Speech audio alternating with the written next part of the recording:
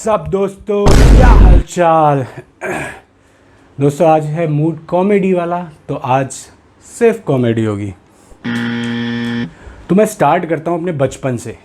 मेरे बचपन से ही कॉमेडियाँ चल रही हैं यार लाइफ में ना।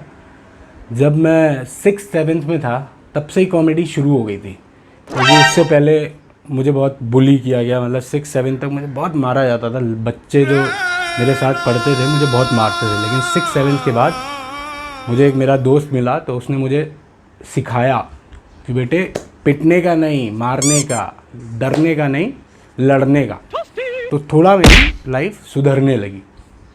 तो उस टाइम पे क्या होता था, हमारे स्कूल में जो है ना, मैं थोड़ा एवरेज फैमिली से बिलोंग करता हूँ, तो उस हिसाब से जो हमारा स्कूल था वो बहुत अमीरों वाला था। मतलब वहाँ जो बच्चे पढ़ते थे उनके मम्मी पापा बहुत अमीर थे, वो लोग थोड़ा रिच फैमिली से बिलोंग करते थे। तो वहाँ जो बच्चे होते थे तो उनकी बातें कैसी होती थी, अगर उन्हें पता करना है ना कि कोई अमीर है या गरीब है, तो वो 2-3 चीज़ें पूछते थे। अगर जैसे कोई लड़की है, अगर उसे मुझसे बात करनी है, मैंने उससे जाके धोखे से बात कर ली, तो वो मुझसे 2-3 बात पूछती थी। तुम्हारे घर में टीवी है, तुम्हारे घर में फ्रिज है, तुम्हारे घर में टेलीफोन, मोस्ट इम्पॉर्टेंट टेलीफोन, तुम्हारे घर में टेलीफोन है। अगर तुमने हाँ बोला तो तुम अमीर, तो ऐसे कर दे अमीर है, अमीर है। और अगर तुम्हारे घर में वो सब चीज़ें नहीं हैं तो तुम गरीब। तो यार हमसे कोई बात ही नहीं करता था। मतलब मैं और मेरा दोस्त, हम लड़कियों को सिर्फ देखते रहते थे, कोई हमसे बात ही नहीं करती यार। हमारे पास कुछ था नहीं और हम मना कर देते थे। तो मैंने अपने दोस्त को प्लान बताया। मैंने कहा देख भाई, आज के बाद ना हम सबके सामने फेंकेंगे, एक ऐसी इमेज बनाएंगे कि हमारे घर में टेलीफोन है, हमारे घर में सारी मतलब फ्रिज, कूलर, ये वो सब कुछ है। तो कोई हमसे पूछता था तुम्हारे घर में फ्रिज है? यस 2, टीवी है 3, कूलर है 4-5, एसी तो भूल ही जाओ, उस टाइम पे एसी तो होता ही था। और जब पूछते थे फ़ोन, तो मैं कहता यार फ़ोन तो ऐसा चक्कर है कि फ़ोन पे तो फ़ोन किया जाता है, और इन्होंने नंबर ले लिया तो ये फ़ोन भी करेंगे। तो पूछते फ़ोन है? मैं कहता हाँ फ़ोन तो है, बट जो फ़ोन है ना मेरा, वो मेरे घर में जो है 2-3 कमरे हैं बड़े बड़े, तो वो जो है सबसे लास्ट वाले कमरे में रहता है। तो जो भी उठाएगा ना, तो मैं उसको बोलना पड़ेगा कि पड़ोस यानी पड़ोस वाले कमरे से सोनू को बुला दो, तो वो अपना जो है मुझे बुला देंगे और तुम मुझसे बात कर सकती हो। ठीक है। तो ऐसे चलता रहा कुछ दिन तक, आराम से सब लोग हमारी दोस्त बन गई। हम लोग मस्त, मैं और मेरा दोस्त आराम से उनसे बातें करते रहते थे। एक दिन क्या हुआ, हमारी जो क्लास टीचर थी, उसने कहा, सब बच्चे बैठे हुए क्लास में शांति से, उसने कहा बच्चों तुम लोग बहुत शरारती हो, आज सब अपना अपना फ़ोन नंबर और अपना एड्रेस रजिस्टर कराएंगे रजिस्टर में, और सब बच्चों के घर पे कॉल जाएगा। आप लोग अगर शैतानी करोगे तो कॉल जाएगा। तो मैं बीच वाली लाइन में था और शुरू हुआ उधर वाली लाइन से। मैं और मेरा दोस्त बीच वाली लाइन में खड़े। अब क्या हो रहा था, मैम वहाँ से पूछ रही थी, जैसे किसी का नाम लिया, शिखा आपका नंबर, तो वो नंबर और सब एड्रेस वहीं खड़े होके बता रहे। अब सबके पास फ़ोन उधर से, हमारे घर में फ़ोन नहीं, तो हम दोनों क्या होगा भाई, अब कैसे होगा, अब कैसे करेंगे। तो मैंने उससे कहा, अपने दोस्त से, जब लास्ट तक वो वाली लाइन ख़त्म हो गई, मैंने अपने दोस्त से कहा टेंशन मत ले, तेरा भाई के पास एक आइडिया है, मैं देख लूँगा। मैंने क्या करेगा? मैंने कहा देख, उधर से मेरा नंबर आता है, बोलते हैं अमित अवस्थी। मैंने कहा यस मैम। तो मैंने अपनी सीट पे खड़े हो गए नहीं, मैं बिल्कुल पास में चला गया मैम के। मैं पास में गया, मैंने कहा 793223 मैम, ये मेरे पड़ोसी का नंबर है, अगर आपको बुलाना हो, कान में बोल दिया, तो प्लीज़ उनसे कह देना कि पड़ोस से अमित अवस्थी को बुला दो, वो बुला देंगे। और चुपके से ऐसे बोल के मैम के कान में आ गया। मैम ने कहा इट्स ओके, ठीक है बेटा। उन्होंने नंबर लिखा, पीछे से लिखने लगी। मैंने एकदम मुड़ा और मैं अपने दोस्त की तरफ ऐसे करके देखा, हो गया काम, ऐसे करके आ रहा। इतने में पीछे से आवाज़ आती है, देखो बच्चों, अगर कोई बच्चा गरीब है अमित अवस्थी की तरह, तो वो अपने पड़ोसी का नंबर दे सकता है, जैसे इस अमित अवस्थी ने दिया अपने पड़ोसी का नंबर। वहाँ पे जो है मेरे मुंह के रिएक्शन सारे ऐसे हो गए। सारी लड़कियां जो साइड में इधर उधर बैठी थी, सब मेरे फोन नहीं है, पड़ोसी का, गरीब है, गरीब अमित, फोन नहीं है। वो वहाँ जो है मेरी फुल ऑन बेइज्जती स्टार्ट हो गई, मतलब वहाँ से मेरी स्टार्ट शुरू हुई। तो सबको पता लगा ये झूठा है। तो मैंने कहा "अबे यार ये क्या हो गया"। तो मैं बहुत समझाया, मैंने कहा यार नहीं वो तो मैम ऐसे ही कर रही, मेरे पास तो फ़ोन है, घर में फ़ोन है, लेकिन किसी ने माना नहीं, झूठा हो गया मैं।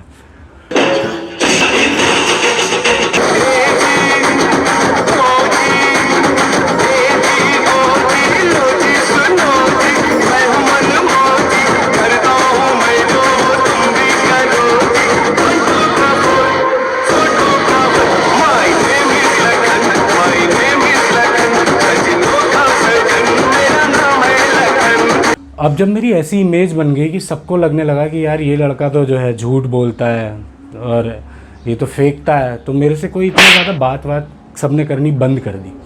लेकिन फिर भी हमारे स्कूल में ना एनुअल फंक्शन होता है, सबके स्कूल में जैसे एनुअल फंक्शन होता है ऐसे ही हमारे वहाँ भी एनुअल फंक्शन होता था। तो उसमें क्या हुआ, हमारी एक चित्रा मैम थी जो सारा ये एनुअल फंक्शन की प्लानिंग वगैरह सारा वही करती थी। तो उन्होंने एक दिन वो क्लास में आई, ऐसे बच्चे पिक किए यू और मेरा नाम भी लिया, अमित आपको जो है पहाड़ी डांस में सेलेक्ट किया जा रहा है और आपको पहाड़ी डांस करना है और उसके लिए आपको एक कुर्ता पजामा दिया जाएगा स्कूल की तरफ से जिसकी फ़ीस है 150 रुपये। मैंने कहा कुर्ता पजामा 150 रुपये का? मैंने कहा ठीक है चलो अपना घर ले जाएंगे, बाद में भी पहनेंगे। लेकिन वो बोलती है कि इस कुर्ता पजामा को आपको एनुअल फंक्शन के बाद वापस करना है स्कूल को। मैंने कहा मैम बट 150 रुपये भी देने हैं और कुर्ता पजामा भी वापस भी करना है? मैंने कहा हाँ बेटा ये सिर्फ आपकी फ़ीस है जो हम प्रोवाइड कर रहे हैं, इसलिए आपकी ये फ़ीस है 150 रुपये, बाकी आपको कुर्ता पजामा वापस करना है। मैंने कहा अबे यार, मैंने जाके घर पे बताया तो मम्मी को भी बात सही नहीं लगी, लेकिन फिर भी मम्मी ने कहा चलो अब स्कूल का कुछ ऐसा रूल है तो करते। मम्मी ने पैसे दे दिए, अब मैं स्कूल में आया, लेकिन मुझे ये बात ठीक नहीं लग रही थी। मैंने अपना किया वो पहाड़ी डांस जो भी था ऐसे करके, पता नहीं क्या था, आई लो ऐसे ख़त्म हुआ। उसके बाद में उन्होंने सबसे कुर्ते वापस ले लिए। अब जब चेकिंग हुई तो पता लगा एक कुर्ता पजामा गायब है, एक कुर्ता पजामा वापस ही नहीं किया किसी ने।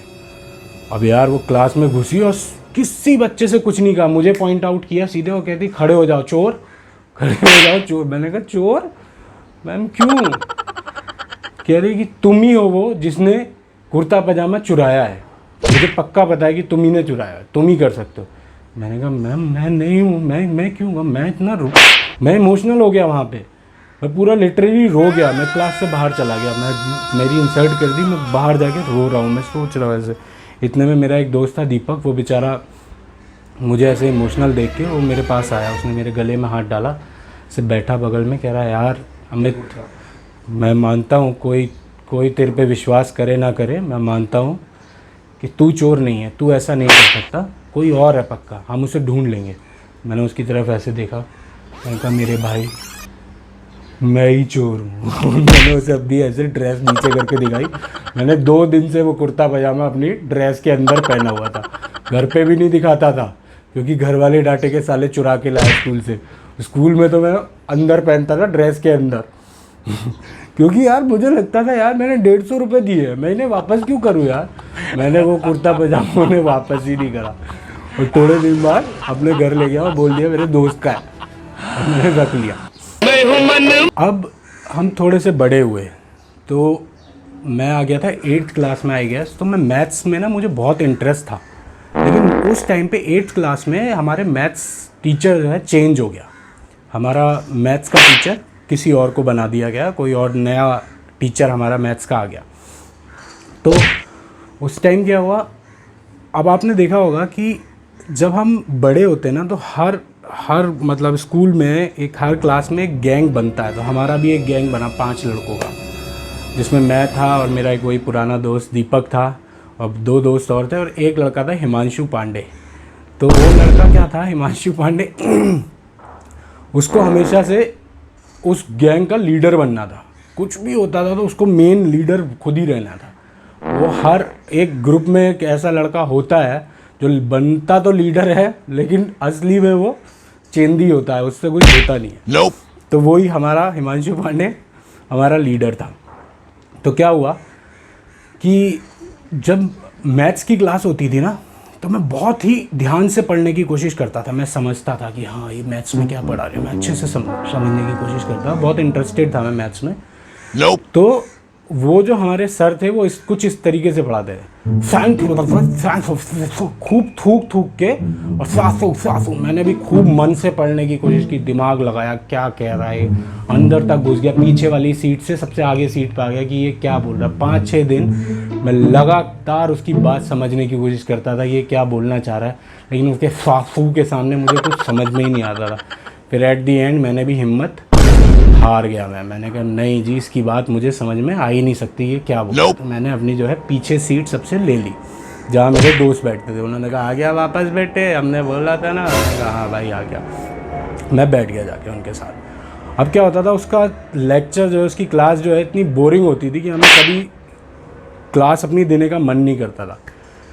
तो मेरा जो दोस्त, हमारा जो ग्रुप था, उसका जो हमारा लीडर था हिमांशु पांडे, उसने कहा आई हैव एन आइडिया, जैसे ही इसकी क्लास शुरू होगी हम इस पीछे वाले गेट से भागना शुरू कर देंगे, एक एक करके निकल जाएंगे। हमने कहा ठीक है भाई, सही कह रहा है, निकल जाते हैं। तो उसने कहा, हमने कहा पहले तू जा। तो उसने कहा नहीं, मैं तो निकल ही जाऊँगा, पहले तुम लोग जाओ एक एक करके। मैंने कहा ठीक है। तो सब लोग, पहले हिमांशु पहले दीपक निकला, फिर सौरभ निकला, फिर एक और दीपक था वो निकल गया, फिर मैं निकल गया, लास्ट में बचा वो। तो ऐसे उसने ऐसे पीछे देख के ऐसे क्लास के ऐसे ऐसे करके निकल रहा था। वो बेचारा जैसे गेट से, पीछे वाले गेट से ऐसे निकल रहा था, सीधे जाके प्रिंसिपल के पैरों में टकरा गया। प्रिंसिपल ने उसे बालों से ही उठा लिया, तो मैं कहाँ जा रहा है, और उसको इतना मारा अकेले। वहाँ पे जाके हमने देखा तो हम तो निकल गए थे, हमें तो पता नहीं। हम सोच रहे हिमांशु पांडे कहाँ है। तो हम जब प्रिंसिपल रूम के पास पहुँचे तो वहाँ पे बेचारा मुर्गा बना हो ऐसे करके कर रहा था हमसे। नहीं, तो वो मेरा एक सही किस्सा था मेरी लाइफ में। अच्छा दोस्तों, अगर आपको मेरी ये वीडियोस पसंद आ रही हो तो प्लीज़ मुझे बताना कमेंट्स में, मैं और बनाऊंगा अपनी लाइफ में। ऐसे बहुत सारे किस्से हैं। और अगर पसंद आ रही है तो इसको शेयर करना दोस्तों के साथ, लाइक करना और चैनल को सब्सक्राइब करना। आगे मैं ऐसी बातें आपको और बताता रहूँगा अगर आपको पसंद है। Thank you so much. अगले नेक्स्ट वीडियो में मिलते हैं। Bye bye.